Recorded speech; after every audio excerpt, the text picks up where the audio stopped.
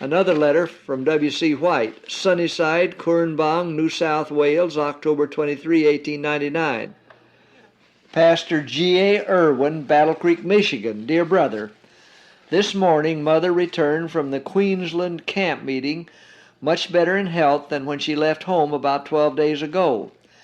This afternoon I had a long talk with Mother about the educational work of the denomination, and she tells me that the time has fully come for us to make a general effort in behalf of our educational institutions to put their organization upon right lines, to insist upon their best management being efficient and based upon right principles, and to go before our people with united and earnest appeals that they shall lift from our schools the heavy debts which are crushing our educational work out of the position and form which God would have it occupy. Mother tells me that our present plan of making up the boards of managers of our schools so largely of ministers and presidents who are overworked with other cares and responsibilities and who can meet only 2 or 3 times a year for counsel is not the best way to secure efficient financial management or the best work in the schools. This plan throws too much responsibility regarding the financial management of the school upon the faculty, and with this arrangement neither the school board nor the school faculty are prepared to stand against the various considerations that are urged for low tuition and a cheap, inexpensive management which result in lowering the standards and weakening the schools. Mother tells me that she has no sympathy for nor confidence in the movement which would cut down school faculties to that point where inefficient work must be done or teachers must be overworked.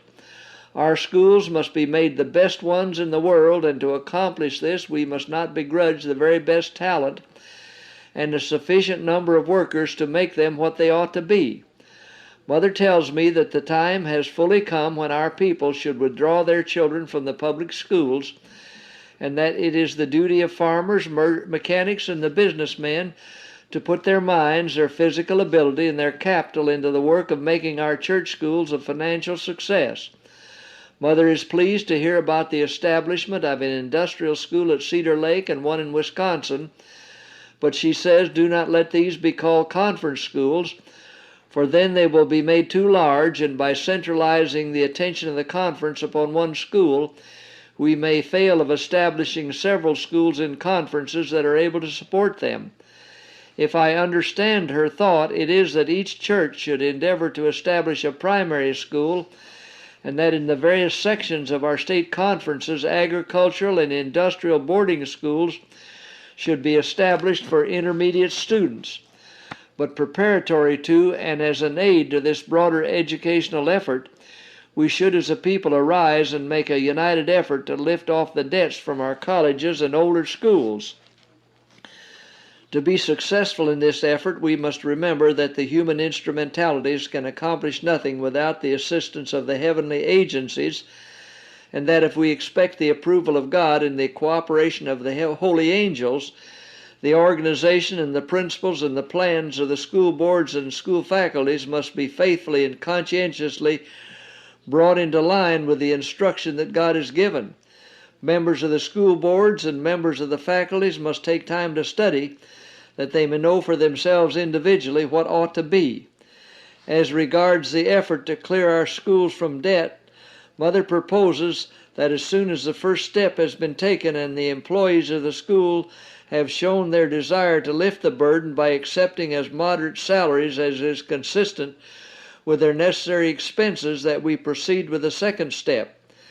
As a second step in this great enterprise, Mother proposes that we ask our conferences to be more liberal than they have been in the support of teachers in the schools. As a third step, she proposes that we ask our publishing houses and other institutions, such as sanitariums, health food factories, and so forth, to make liberal contributions of their labor or products toward the schools. Fourth, that we go to our people in all the conferences, showing them what the employees of the school have done, what the conferences have done, what our institutions have done, and pleading with them to make large sacrifices that the good work thus begun may be accomplished. When it was proposed that Review and Herald should forgive the college a large portion of its indebtedness, Mother wrote in condemnation because this was establishing wrong principles, and this example would lead other schools and institutions to feel that if they could borrow largely from the General Conference, from the Review and Herald, or from some other institution, there was a possibility that that debt need never be paid. Now that the managers of Battle Creek College have squarely taken their position that they will pay both principal and interest, Mother is prepared to write to the managers of the Review and Herald, asking them to give the college a large donation by printing some popular book which may be sold, and the proceeds go to cancel this indebtedness. Mother says that she will make large sacrifices herself to encourage an effort in this line. She proposes to give to the educational work of the denomination all that might come to her from the sale of one of her most popular works. Since she made this proposal, I have been studying the matter carefully and of the opinion that her book on the parables of Christ will be the most valuable gift that she could make. It is a magnificent work, and one that will be appreciated by the rich and poor, educated and unlearned. People of all nations, of all classes, of all stations in life will enjoy it and be pleased by it. And if it is properly brought out, I think its sale may be made to exceed that of any book that we have yet put upon the market. This work would make between 400 and 500 pages if set in small pica, the size of pages of Coming King, and printed in large edition. Its price could range from 3.6 to 10, according to the style of the binding. It will not be profusely illustrated, but should contain about 30 good pictures illustrating the lessons taught in the various parables. At first we thought of giving testimony number 34, or the new book on education, but it seems to us that neither one of these would sell so widely and so freely as the book on the parables. Therefore, Mother gives what she considers to be the best. The plan upon which this should be worked will require considerable study, much more than I have had time to give it as yet.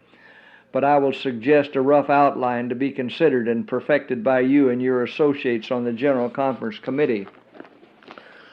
1. Mother will consecrate all the proceeds of this book to the educational work of the denomination. 2. We may ask the Pacific Press to donate the artwork. 3. We shall ask the Review and Herald to set the type and make 4 sets of plates as a gift. 4. Then we might suggest that Review and Herald print for its territory, and Pacific Press for its territory, the London office for its territory, and the Echo office for Australasia. 5. We would ask all the tract societies to handle the book without profit. 6. We would ask all agents to handle it on a 40% discount.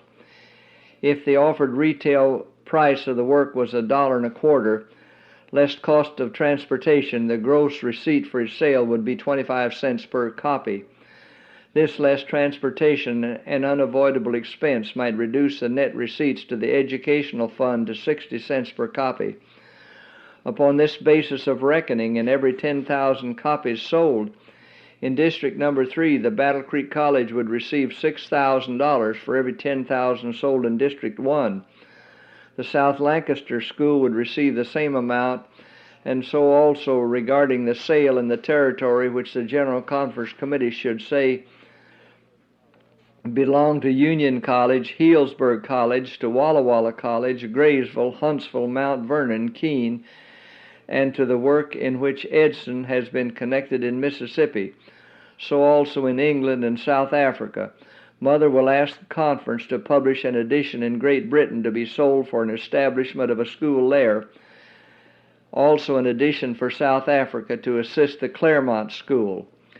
The Echo Company will also be asked to print an edition to be sold in Australasia for the benefit of the Avondale School. This will be a large expense to the publishing houses, but is it not right that they should all unite to help the General Conference out of its financial embarrassment by clearing our schools from debt? 9/10 of the money thus freed by the schools will be placed in other branches of our denominational work, and every institution and mission will be helped.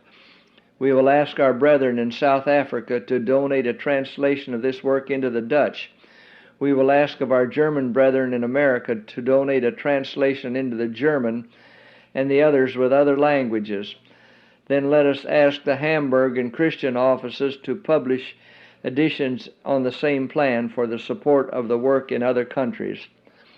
Signed, W.C.